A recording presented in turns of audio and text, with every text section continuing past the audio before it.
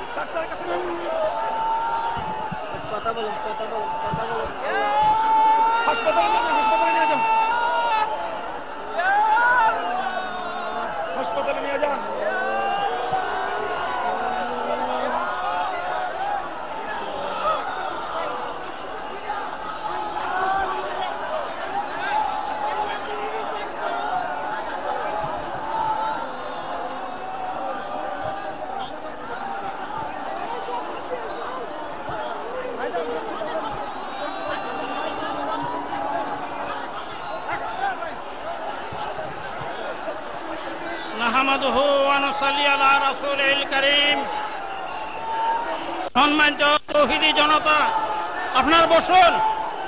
আরে আপনার বসুন, বসুন, বসুন, আপনার বসুন। আরে বসুন, বসে বলেন, বসে বলেন, আওয়াজ বন্ধ করেন।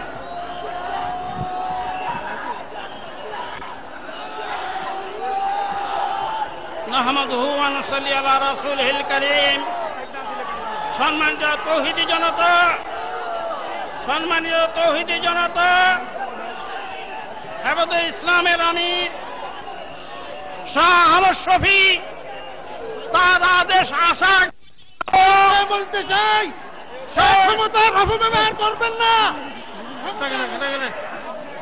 শাহ আহমদ শফী সভা আসার আগ পর্যন্ত আপনার শান্তভাবে বসুন, আপনার শান্তভাবে বসুন। আমাদের আমির আসার আগ পর্যন্ত আপনার শান্তভাবে বসুন, শান্তভাবে বসুন। আমাদের আমির আসার আগ পর্যন্ত শান্তিভাবে বসুন, হট্টগোল করবেন না। বসুন, বসে বলুন, বসে বলুন, বসে বলুন। মুআজ্জাজ হাজিরিন, আমাদের ইতিহাস হলো শাহাদাতের ইতিহাস, ইসলামের ইতিহাস, শাহাদাতের ইতিহাস। আমরা অন্যের সামনে মাথা নত করি নাই। আমরা সব সময় হক হক্কানিয়তের জন্য উলামায়ে কেরাম কুরবানি দিয়েছে, শাহাদাত বরণ করেছে, অন্যের সামনে মাথা নত করে নাই। মুআজ্জাজ হাজিরিন, আপনার বসে বলুন। আমাদের সম্মানিত আমির, আমাদের সম্মানিত আমিরের পক্ষ থেকে ঘোষণা আসার আগ পর্যন্ত আপনাকে জায়গা থেকে সরবেন না। সব শান্ত হয়ে বসে বলুন, শান্ত হয়ে বসে বলুন। আমাদের ইতিহাস, শাহাদাতের ইতিহাস। আমরা অন্যায়ের সামনে মাথা নত করি নাই, অন্যায়ের সামনে মাথা নত করব না। এটা আমাদের ইমানি আন্দোলন, এই 13 দফা পূরণ হওয়া পর্যন্ত আমরা আন্দোলন চালিয়ে যাবো ইনশাল্লাহ। আমিরের ঘোষণা আসা পর্যন্ত আপনার ধৈর্য ধারণ করেন।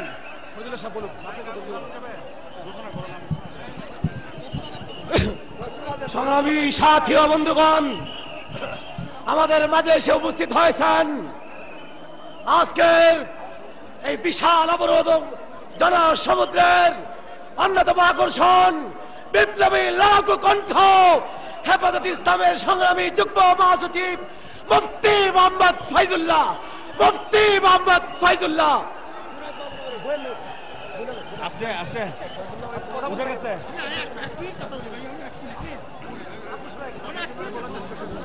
বিসমিল্লাহির রহমানির রহিম। বড় দুঃখ ভারাক্রান্ত মন নিয়ে আপনাদের কাছে উপস্থিত হয়েছি। আজ মসজিদের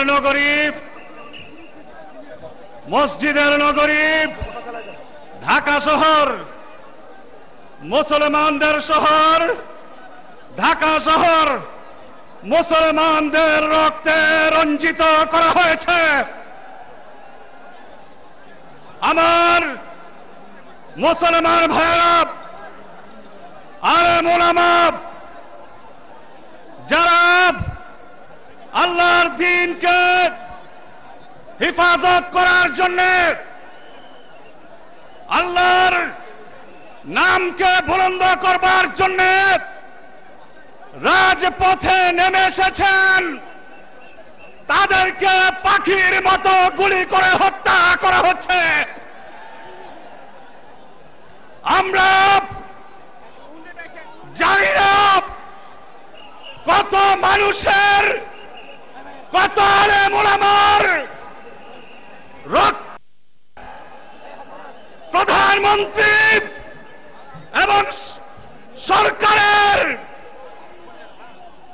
রক্ত, আরো কত আলেম ওলামার রক্ত নিলে তাদের রক্ত পিপাসা মিটবে তা আমরা জানি না। কিন্তু আমরা বলতে চাই, যদি বঙ্গোপসাগরের মতো, বঙ্গোপসাগরের পরিমাণ রক্তের প্রয়োজন বর্তমান সরকারের হয়ে থাকে, বাংলাদেশের মুসলমানরা ততটুকু বঙ্গোপসাগরের চেয়ে বেশি রক্ত দিতে প্রস্তুত রয়েছে। আমার ভাইরা, আমরা কি অপরাধ করেছি? এই আলেম ওলামারা কি অপরাধ করেছেন? কেন তাদের উপরে নির্বিচারে গুলি চালানো হচ্ছে? কেন আলেম ওলামাদেরকে জবে করা হচ্ছে? আমরা জানি না। আল্লাহ তুমি জানো। তোমার দ্বীনের জন্য আজকে এখানে প্রায় 50 লক্ষ মানুষ একত্রিত হয়েছি। আমরা সব মানুষ তোমার জন্য রক্ত দিতে প্রস্তুত রয়েছে।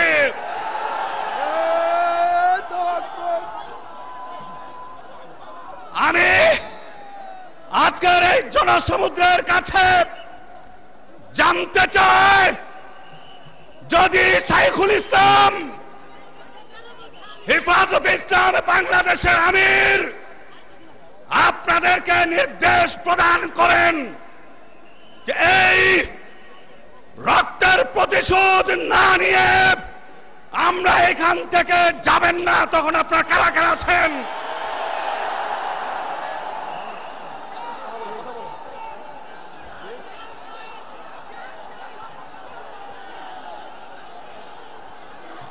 আমাদের ইতিহাস, আমাদের ইতিহাস শাহাদাতের ইতিহাস, আমাদের ইতিহাস রক্ত দেওয়ার ইতিহাস।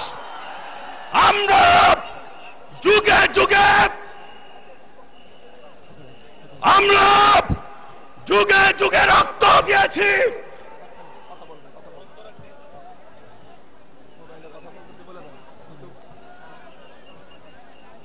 আমরা যুগে যুগে রক্ত দিয়েছি। প্রয়োজনে আবার এক সাগর রক্ত দিয়ে আল্লাহর জমিনে ছাড়বো ইনশাআল্লাহ। আমার